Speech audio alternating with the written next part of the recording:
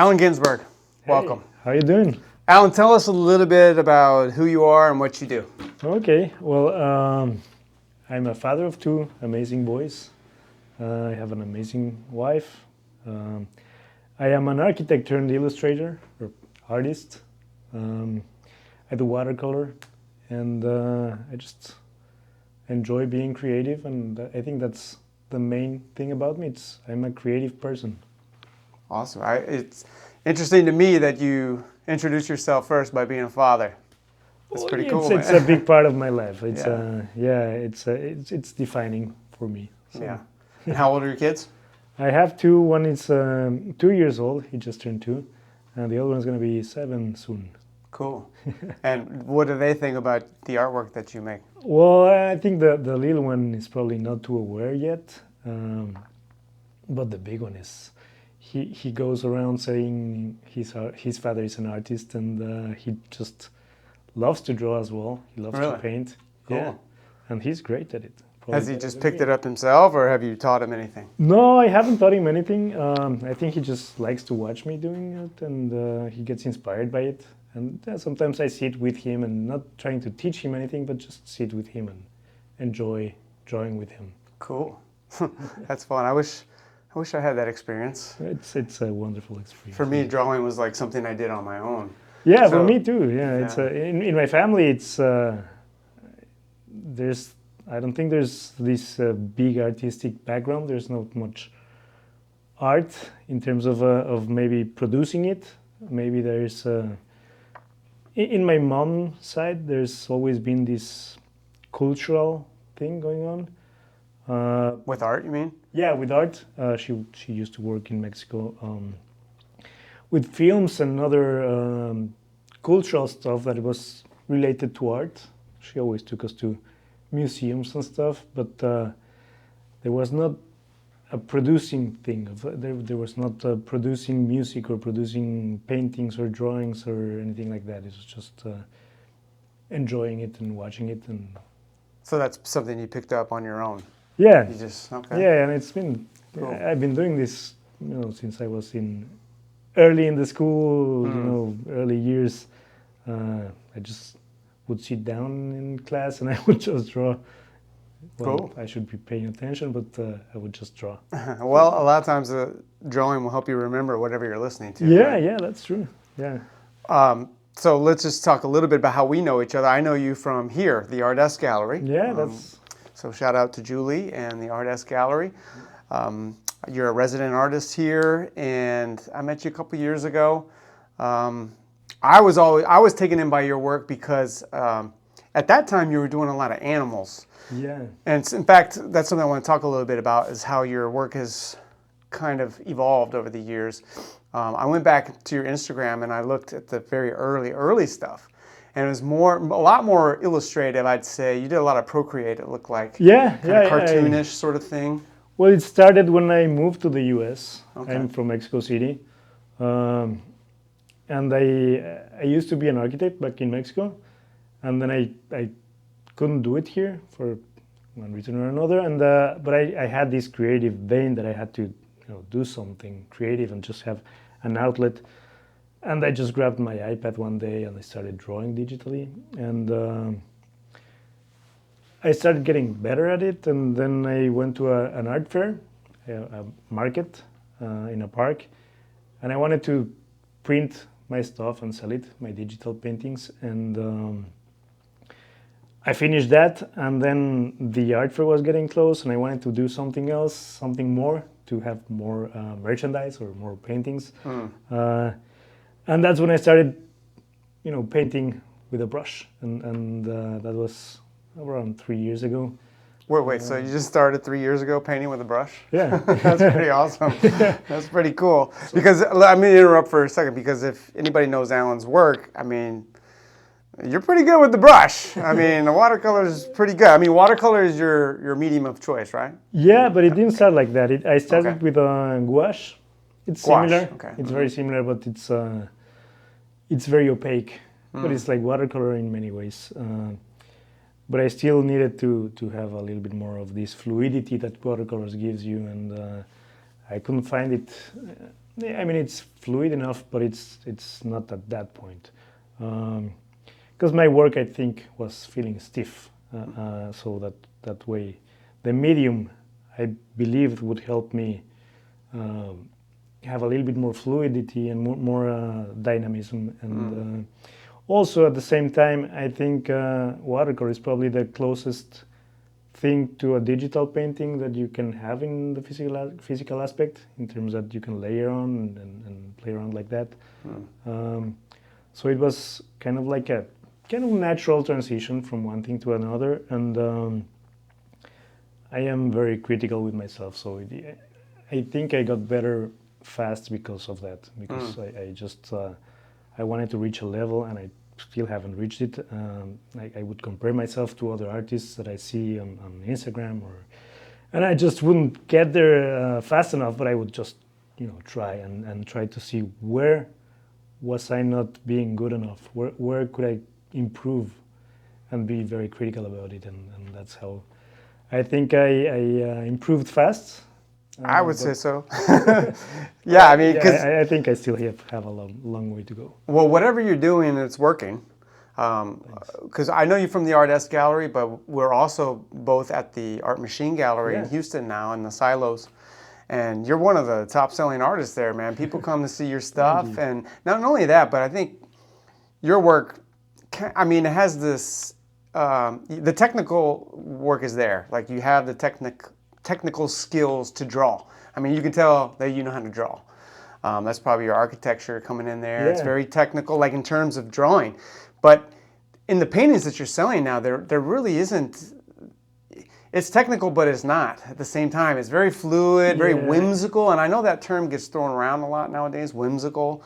I've used it myself. But yours really is whimsical, and what I mean by that is that it's fun, it's playful, it's like you're kind of going on a ride and you're being taken somewhere. I consciously try to do it like that, because I tried different things. I tried portraits. I'd say I was okay at it. I was good, but it was not something that I enjoyed. At least the process of it. I enjoyed the result. I think it looked really nice, and I even won some awards for that. But I did not enjoy the process. It was too slow. It was I don't know. It took away many parts of the imagination and the creativity that I needed to put into that paper. And you mentioned I started with animals. I started with animals, and then I think I kind of didn't want to go back to architecture in a way, because I felt like a bit of a disconnect at some point. And then I just, evolving through my art, I kind of fell back to it. So what I do now is a lot of this whimsical art, but it involves almost always or always a house or something very architectural, building. Yeah, let's get into that, because you're talking about the Soul Shelters series, and one thing that I like that you do is that you do a series of works. So and correct me if I'm wrong, but in the past you did a series of animals. I mean, I remember there being a tiger, a lot of birds, there was stuff, and it was all done in your style, which was very you, and now you've been doing this Soul Shelter. So go ahead and explain that a little bit. Well, the Soul Shelters, they started because of going back to drawing houses and drawing a little bit of more architectural stuff. But for me, the houses represent your soul. It's a reflection, a direct reflection of how you keep yourself, how you look at yourself, how you take care of yourself. The things that you treasure, material and not material, are going to be inside your house. So it's a complete direct reflection of your soul. So I call them soul, and then the part of the shelter, it's not because they look like a shelter, it's because they are in almost always on top of balancing stones that are very, very delicate of life. So one could represent your purpose, your family, your friends, your health, and so on. And but it's almost always in a very, very delicate way. Then if you take a pebble out of it, just all fall down, right? Because that's another thing. Like before you got to the soul shelters, there for a while you were doing rocks, just the rocks, Yeah. and it looks like, and we'll show some pictures of your work here so people know what we're talking about. But balancing rocks, that correct me if I'm wrong, that's a Japanese thing or no? It reminds me of something Japanese, Yeah. whether it is or not. I think all cultures, all through history, civilization, there's always been these stones that are marked in a way, in a place that show that someone has been there at some point in time. You can go back to Stonehenge. You know, it's stones like that. Aliens. You can go back to the pyramids and Egyptians and Aztecs. Also and, aliens. Right. I'm sorry. And Go the ahead. Greeks and everyone has just marked it, and even Hawaiians do. They mark a stepping stone or a stone. And for me, it didn't start like that. For me, it started because I lost my father when I was relatively young, and I would go to the cemetery many times. It was a very hard part in my life, and I would just go very often. And I would, I'm Jewish, and it's kind of like a tradition that you grab a stone for a little while, and you try to imprint your energy and just put it on top of the tomb. And I would do that, and I would just go back the next day, the next week, or the next time I went. I just would put one on top of the other. So it just Really? piled on top of them, and that's how it kind of started. And it was kind of like a memoir, I guess. Okay. Maybe it was a tribute to my dad. That makes it deep, dude. It made my hair go up. I mean, I've heard of that. I mean, in the Bible, they talk about memorial stones, where you're supposed to put that rock out to remind you of all the times that God brought you through, that brought the Israelites through. So that's pretty cool. So that's where those came first, before the shelters came on. Before the shelters, and then the shelters, I think it just wrapped everything up, and it just made a lot of sense in the way that it just would bring the whole concept together. And also, I almost always have these tiny animals, birds or fishes or sharks, or I still I guess, animals, but in a very different way. And they are the guardians of the soul. And then I almost always put an energy cable or a pole, an electricity pole that's connecting the house to outside of the painting. And that's, I believe that even if your soul, you're trying to keep it safe in this sheltered space, and you try to isolate yourself a little bit, you still have to connect with the rest of the souls. So no one can live in a vacuum, and I think that's just the exchange of energy going between the souls. Wow, that's cool. Yeah, and that makes me feel kind of bad because a couple of times I've commented on your post making like a snarky remark. If someone unplugs that electricity, what's going to happen to the house? I apologize. No, don't apologize. No, that's cool. That's the way I do it, and I like that everyone has a different interpretation. When I don't explain my work all the time. When I post it on social media and stuff, I don't explain every concept. I've done it maybe once and just leave it there. Because of that, because I want people to think of it in their own way and connect to it in their own. You know what it reminds me of? Shel Silverstein. Are you familiar with him? The poet and artist.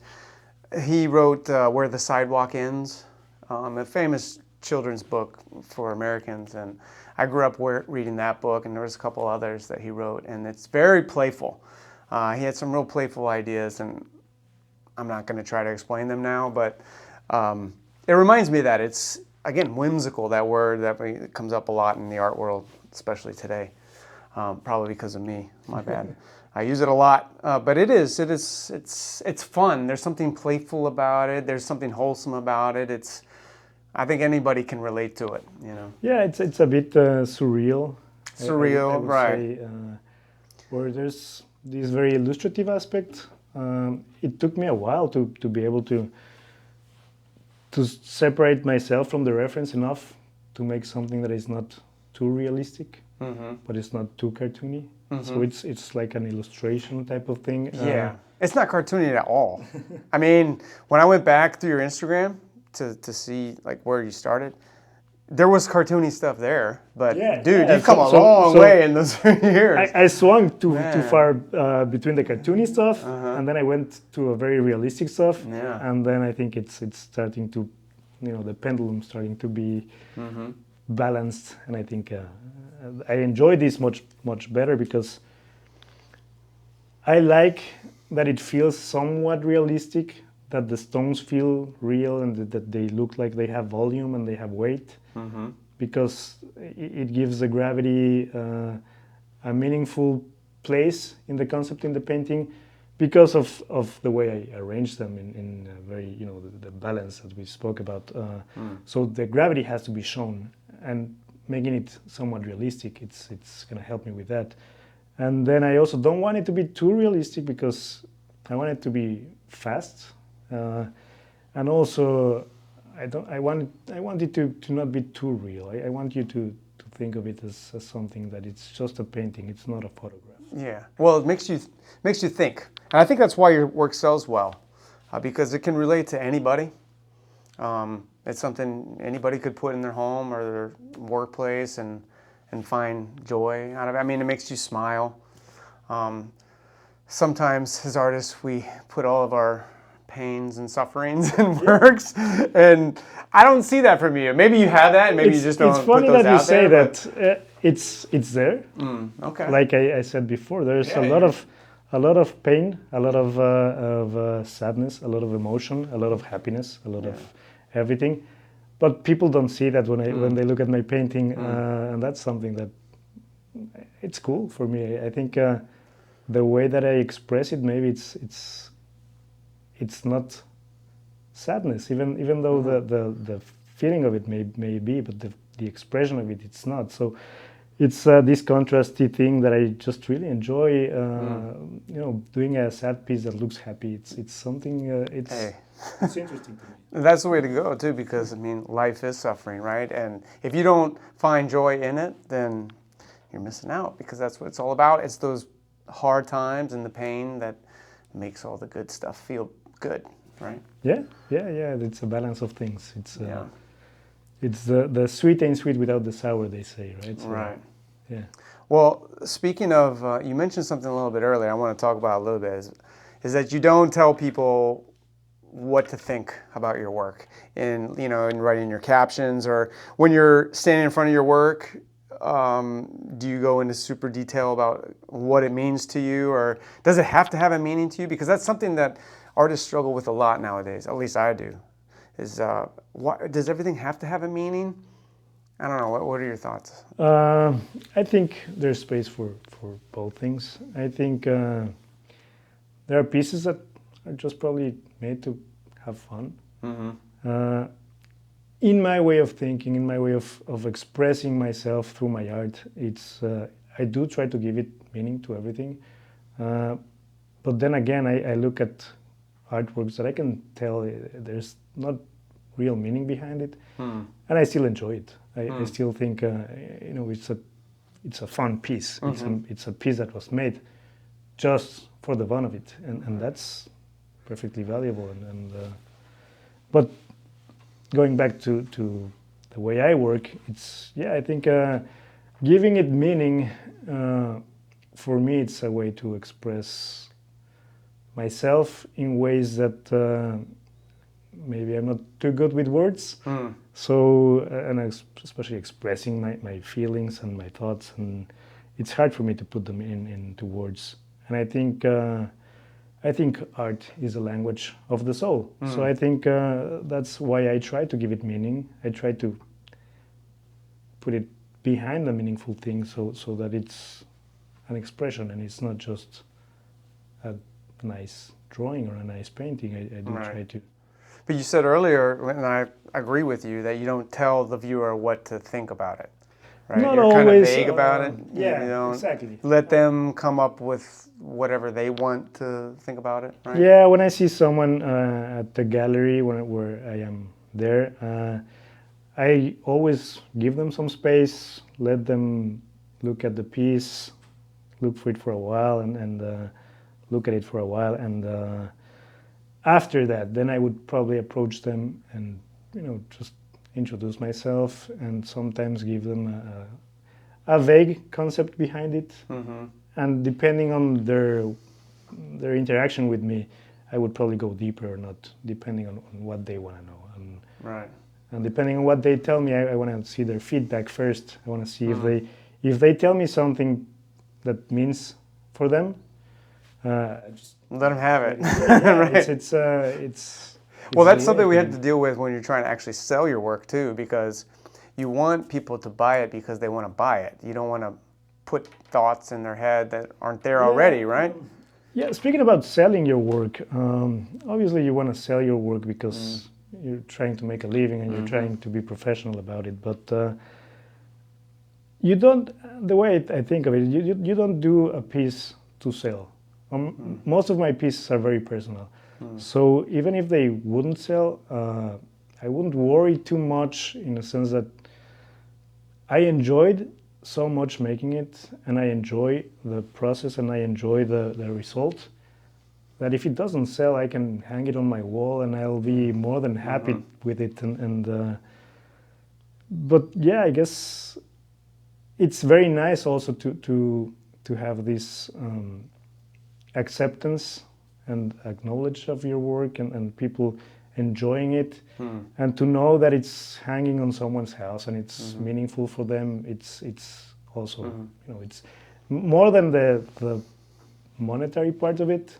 Just knowing that it's being enjoyed, that makes me that makes it worth it for me. And I think that's probably why you sell so well, is because you're not thinking about, well, I have to sell this painting, which people do, me included, like it's happened, but you can kind of tell sometimes. You can tell when something is made because you're trying to sell it, as opposed to this came out of your soul, like you said. Right? Yeah. So speaking about the history of my art, I started with cartoony stuff that I really enjoy doing it because of it, because of the fun of it. Then when I went to this first market, then I read somewhere that maybe animals would sell well. So I started doing animals. And I enjoyed it as well, because it was made in a fun way. It wasn't made in a very traditional. Yeah, it was cool. It was your style, for sure. It was your style. But then it wasn't me. And I think when you start doing the art from the soul, it shows. Whatever energy and feeling you're having while you're painting it, while you're doing it, it's going to be there, and it's going to be imprinted in the work. And I think people can feel it. People can sense it. Yeah, I think so. I think people can sense it. And it's, I don't know about your experience, but it seems like a lot of times the things that you just do from the gut, that just come out, those are the ones that people cling to or are drawn to more. Yeah, I think definitely. There's something about that. Yeah. You said you're from Mexico, right? So tell us a little bit about how you ended up here in the Houston area. Well, I was born here in Houston, but I grew up in Mexico. I grew up in Mexico City. When did you move back? When did you move to Mexico? I was a baby. Oh, okay. You don't remember? I don't remember. Okay. I was. You weren't talking yet. Less than two. Okay. I wasn't talking yet. Okay, cool. And then I grew up there. I studied there. I worked there, and all my life was there, until we had our first son, and that's the time when we decided maybe we should move somewhere else because of safety issues and just quality of life in general. Wanted to give him a different opportunity, a different life, a different upbringing, much more freedom, and we decided to move out. And we were thinking about moving to Houston because I knew the area, and because I don't know, it was affordable, it seemed. And then we didn't know the Woodlands yet, and we just had a trip to decide where we were going to move, and we came to the Woodlands, and it was love at first sight. Yeah. And then it's the best place to have an upbringing, to raise a family, and and we look at our son and we know the way that he behaves himself, the way that his character, it would be very different if we would have lived in Mexico, because we would be so much more apprehensive. So he wouldn't show this freedom. He's very extroverted and he's a very happy kid, and we're very glad and proud and lucky to be able to give him this opportunity. Yeah. So. Well, I mean, is it hard living in another country? I mean, I've lived in other countries, but only for a little time, knowing I was always going to come back to the United States. Yeah. What is it like to just up and move everything? It definitely is hard. We've been here for 6 years. The first couple of years, I think, were the hardest, especially because I didn't come here for a job. I didn't have anything here. I just I started from zero. I left a career. I left family. I left everything behind. So you just took a big risk. Yeah. Just, wow. Packed your bags and came here. And that's pretty cool. Yeah. And I mean, I always respect you anyway, but that gives you more respect. So it is hard. It's hard to adapt. It's hard to, but we wouldn't change it for the world. So we're very happy here. Right. Cool. Well, what is your take on the Houston art scene? Like, I see you out and about a lot. I mean, we run into each other a lot at the same events. Yeah. I guess we could be considered part of the emerging artists world, so, yeah, right? Yeah. Kind of. I would define. A few years into it. Ourselves in that category. Yeah. I think Houston is a huge city with a vast population, huge diversity, and speaking about only the art world in Houston, it's very competitive. There's, I think, a lot of established artists. For me, it's been welcoming. I can't really complain. I think there's a lot of opportunities out there that if you just look for them, you're gonna find them. And if you just try to plan for them and do your work and your art, and if you're able to find the way of expressing and connecting with viewers, and it's a great place to be. Right. And yeah, like what you said, you do the work, because sometimes, and I've seen this at the events that attract the younger crowd, like the younger artists, kind of, I don't want to say they're a sense of entitlement, but this idea that it's easy, like you just, even if you are super talented, you just paint this awesome work and then boom, people are just going to start coming to you, flocking to buy all your art, and like you're going to make it, and it's not quite like that, is it? I think it's completely the opposite. Yeah, right. I think selling your art is the most hard thing to sell. It's right. Yeah. It's not really something that people need. No. It's not like food. It's they not don't like need it clothes. at all. Yeah. So you could maybe consider some of it luxury, but maybe not all of it. I don't think I do luxurious paintings. Yeah, I would say your work is more like, I mean, you have collectors.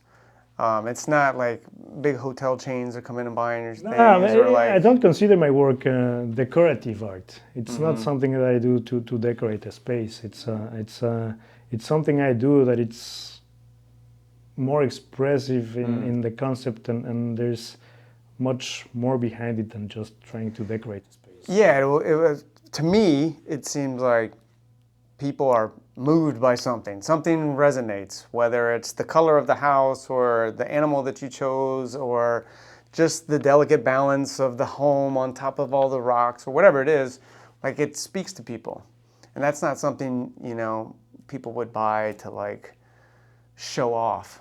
You know what I mean? Yeah. And I don't mean that in a disrespectful way. I mean that with all the respect. Yeah, I would say it's not like the Hyatt is going to put this in their foyer or whatever. No. And also, most of my work is not very big. Right? Yeah. So what's the biggest piece you have? 30 by 20 inches. 30 by 20. Okay. So watercolor. I mean, that's a hard medium to work with. Big, isn't it? Yeah, it definitely is because there's a time to it. So its timing is very important. You have to work with it while it's still wet. If it starts drying, if you have a large space that you have to work on, then it starts drying on some parts when you first start, and then other parts are still wet. So it takes a bit of a technical issue, but then you work with bigger brushes, so you have to adapt your tools to the size of the painting. Right. And maybe it's workable. You can pre-wet the paper, and there's things you can. So you're gonna do a big wall piece at some point? Yeah, I'd love to. Yeah, Make me eat my words, what I just said. You know, when you have things in the main hall of a big space. I mean, if it happens, I'll be even extremely happy Yeah. for it. But if it doesn't happen, I'm not too worried. Yeah, I mean, I just think you said it earlier that art is not something that people need. It's not a necessity. People Definitely not. And then also, I think speaking about selling your work,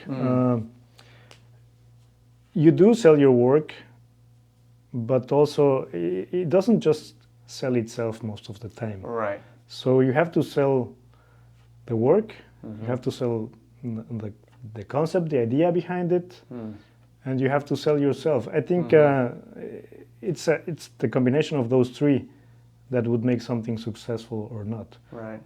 If you know the artist, it's easier to make a connection with the art. If you don't like the artist, you're not gonna like the art, as cool as it may be. If you don't have this connection with the artist, or for some reason it's a negative connection. Right. You're not gonna buy from him or her. Right. When you are standing in front of your work, I feel like people are buying the stories that you tell behind it. So there's kind of a fine line. We were talking earlier. You don't want to implant ideas in people's head so that they can't come up with their own ideas. But at the same time, you want to give them the big concept behind right. it. So. Or if somebody asks you, what were you thinking when you made this? Or what does this mean? You know, probably go more into detail. But But if you don't have one of those three, it's harder to sell. If you have the three of them, it's a little bit easier. Doesn't mean you're gonna sell, but it's much easier. Yeah. If you lack three, you're not gonna sell. If you lack two, then it's a little bit less likely. And so if you have the three of them, I think makes it easier. Yeah, I agree. Much likely. I would also say, and I've seen you do this in person, so I can vouch for it. But it's also your demeanor, right? When you are a very nice guy. You always got a smile on your face. You don't look angry. Maybe you are. Maybe you bring stuff in, but you don't feel it. And I know that I've been guilty sometimes of bringing my emotions into places. And you can't really do that if you're trying to sell. You want to be as likable and as kind and it's open. not. I don't try to do it. No, you just are. That's how you are. That's the way I behave always. And so that's a good lesson to everybody. Like, but be then positive, again, right? that's you have to sell yourself, and selling yourself is that. If you are angry and you express yourself in a demeanor that it's very negative, then you're gonna, people are gonna not like it. So, and also the energy that you bring, it's important. Yeah. It's gonna make you relatable or not. Yeah, I would say for young artists, definitely practice that.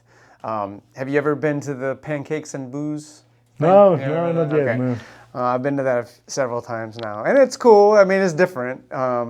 It's definitely a younger crowd. It goes till late, way past my bedtime. There's a lot of drunk people. There's giving pancakes, which is cool, I guess. But there's a lot of young folks there, and I don't mean to be disrespectful, but it seems like people think it's easy. Selling your art is easy, and then they find out how hard it is, especially with that crowd who, it's not like people are coming to just spend lots of money on artwork. Yeah, I don't think only the young ones fall into that trap. I think I've seen many artists that feel entitled and feel like people owe them something. Yeah. No one owes you anything. Yeah. No. For me, when someone buys a piece of art that I made, it's a huge honor. Yeah. I mean, to be. We show stuff at Art Machine. It's in Sawyer Yards, and there's I think over 400 studios in there. So when someone goes in there and picks my art over 400 artists or more, because some people share, it's a huge honor. I mean, it makes me, you know, I get proud of myself, and it's just that I'm grateful. I'm grateful that someone has liked it enough to buy it over everything else, and that's cool. I show it. I believe I show it in the way that in my demeanor, in the way that I express and the way I interact with people. For sure, but I do feel it, and it's genuine. So. Yeah, and I can attest to that, because, I mean, if you mention your name, people just light up. They smile because you're a nice guy. You'll make everybody smile. You're never in a bad mood, it seems like, and people notice. So that's pretty cool, man. Yeah, I think I've made pieces about this. I think there's always an exchange of energy between you and the next person, and when you do this, you can either make it as shallow or as deep as the interaction goes, but it's up to you to make it positive or negative, and it creates a chain reaction. So this person you just interacted and you had this exchange of energy, it's gonna go and have this exchange of energy that you imprinted, whether positive or negative, with the next one. So I believe it's also a way of making people's lives a little bit better. Of course. I mean, that's it, right? You want to make people's lives better with your work. Yeah, and I think that goes for anything, whether you're a plumber or you're a chef or whatever you do. Like, make people's lives better. Don't. That's the best value you can give. Right. Yeah. I think that's great. So we talked about the Artist Gallery here in the Woodlands. Yeah. You have a section of the wall here. And how long have you been hanging? I've been here for a little over a year. I am extremely grateful to Julie. Julie was the first curator director that opened the doors to me. It took me a while to get here.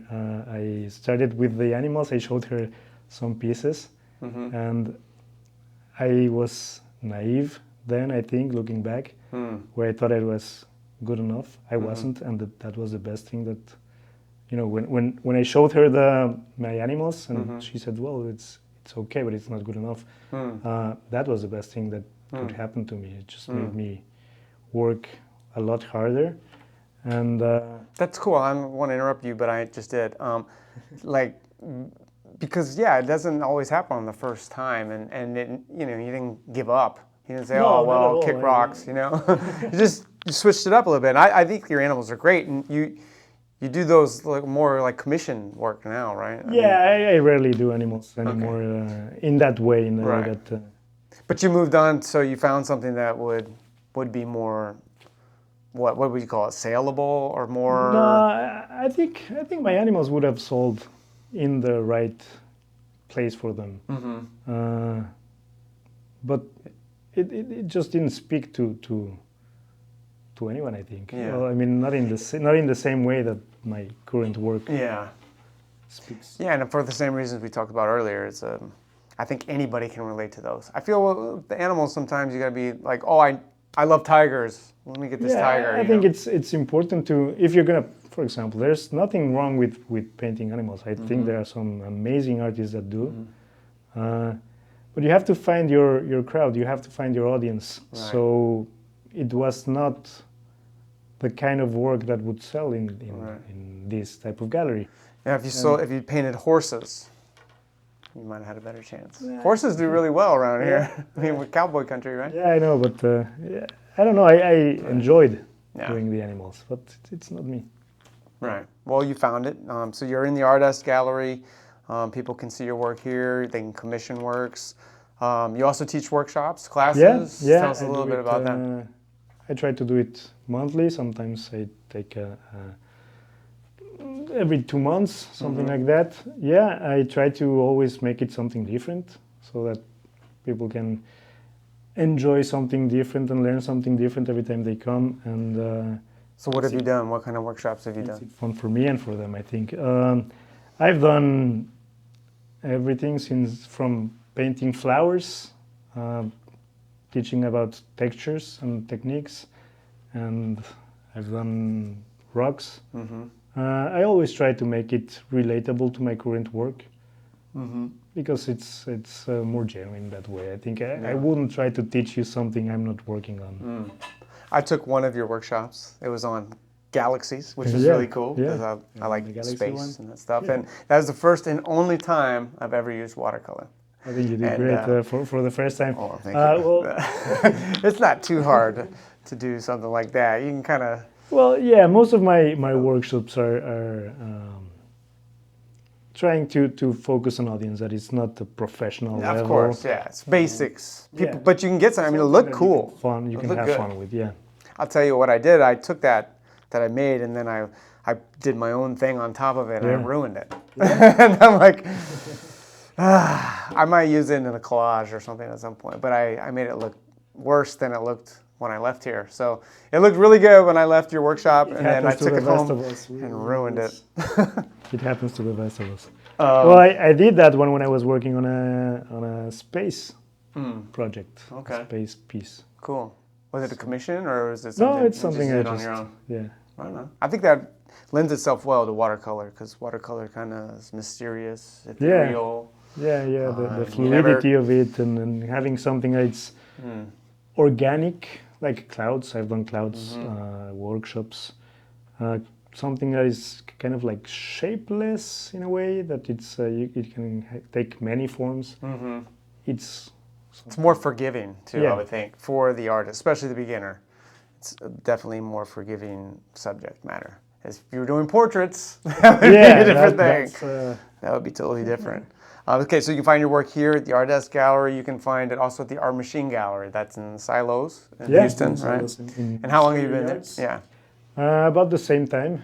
I think a month or two after coming here, I went to Okay. the Art Machine. Cool. And you've been having to churn stuff out. That's why they call it the Art Machine Gallery. Yeah, It's because you are an art machine. You just keep selling stuff, having to bring something new in. I love it. I love going in there and seeing the walls empty. It's cool. That's good. Yeah, it's sometimes challenging.